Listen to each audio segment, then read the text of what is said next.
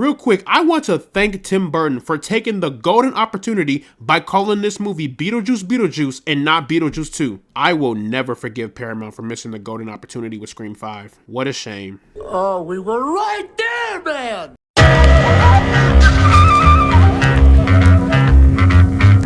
And to the very few people that are curious into why my hoodie is damn near covering my face, your boy got a little cold, but don't worry, it's all good though. So, Beetlejuice Beetlejuice is the legacy sequel to the beloved classic Beetlejuice. The film is directed by Tim Burton and it stars Michael Keaton, Jenna Ortega, Winona Ryder, Monica Bellucci, Catherine O'Hara, and Willem Dafoe. 3 generations of the Deese family return home to Winter River after an unexpected family tragedy. Still haunted by Beetlejuice, Lydia's life soon gets turned upside down when her rebellious teenage daughter discovers a mysterious portal to the afterlife. So here's the fun fact. I saw Beetlejuice for the first time as of September 2nd of this year, and quite frankly, I enjoyed it. In fact, I enjoyed that movie way more than I thought I would. And now I can understand the hype as to why this film is such a beloved classic. The world and the imagination of Beetlejuice just represents everything great about Tim Burton. That first movie is like magic. And here we are with Beetlejuice Beetlejuice, and boy oh boy, that magic is still here. I mean, y'all, off the rip, the first thing I realized about this sequel is the production was incredible. Just like the first movie, the sequel takes the zaniness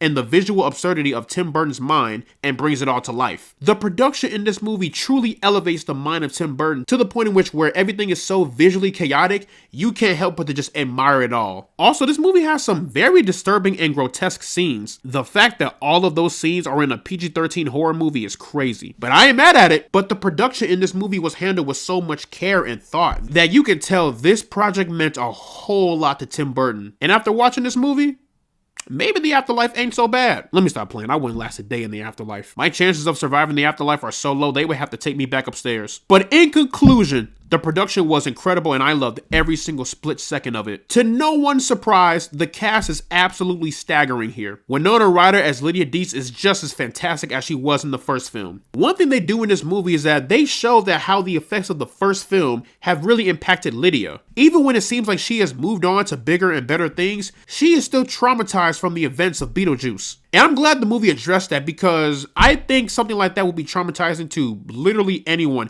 especially a teenager. But you see how Lydia is struggling to overcome the events of Beetlejuice while also trying to be a good mother at the same time. And I really enjoyed that aspect because it brought a lot more depth to her character. Which leads me into Jenna Ortega's performance. Now, ladies and gentlemen, if you have seen literally any Jenna Ortega film, you know she's going to deliver. I was a little worried that Jenna Ortega was not going to have much to do or she was going to get underutilized. But no, she gets utilized and arguably she plays a big role in this movie. But overall, I loved Jenna Ortega's performance. I liked her character and I'm really curious what they're going to do with her in the third installment. Catherine O'Hara, she's the same unhinged, diabolical mother from the first film. So yeah, she hasn't changed, but yeah, I gotta be honest. Her character was flat out hilarious in this movie. But my biggest problem was Monica Bellucci's character. She was great, but there was at one point in which I kind of forgot her character existed. Let me explain. So we get to see her character and who she is and what's her origin, and the movie introduces that, and then she kind of disappears for a while and then comes back into the third act. And I'm just sitting here like, oh yeah, I forgot you are in this movie. She wasn't bad, but I kind of thought she was going to be given more to do, but I guess not, whatever.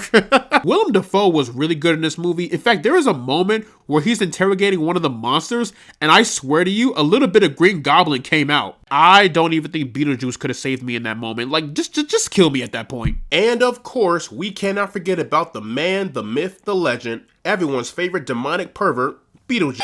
Beetlejuice will go down as one of Michael Keaton's greatest performances. Beetlejuice is such a vile, wicked, and just awful entity, but you cannot help but to just admire the absurdity and the silliness of this character. I will say, they kind of did tone down Beetlejuice in this movie, because in the first one, yo, that dude was wildin'. In this one, he's still wildin', but I feel like not as much. Maybe Beetlejuice is actually maturing. Nah! But overall, I still love the Beetlejuice just as much as I did in the first one. This movie has some incredible pacing. Like, incredible. From start to middle to end, the pacing is just immaculate. There was not one moment where I felt this movie was dragging or it could have been trimmed down. The movie didn't need to be shorter, it didn't need to be longer. Like, that 2-hour runtime was perfect. And this movie managed to wrap up all of the storylines by the third act in a very in a very satisfying way. And of course, the GOAT Danny Elfman returned to do the score for this movie, and the music is just as good here as it was way back when. And I found the story as a whole to be quite interesting. In fact, in my honest, humble opinion, I think Beetlejuice Beetlejuice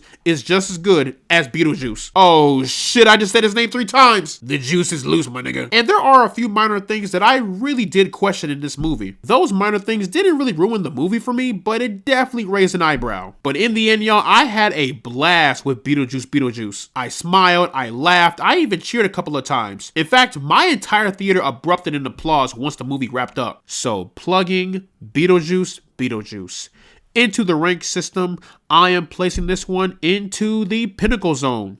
But yeah, y'all, that is pretty much my review for Beetlejuice Beetlejuice. Let me know down in the comment section below what you guys thought about the film. Did you love it? Did you hate it? Do you think this movie is just as good as the original, if not better? Whatever you thought, let me know down in the comment section below. And as always, guys, leave a like and subscribe if you want to see more, and I will see you all in the next one.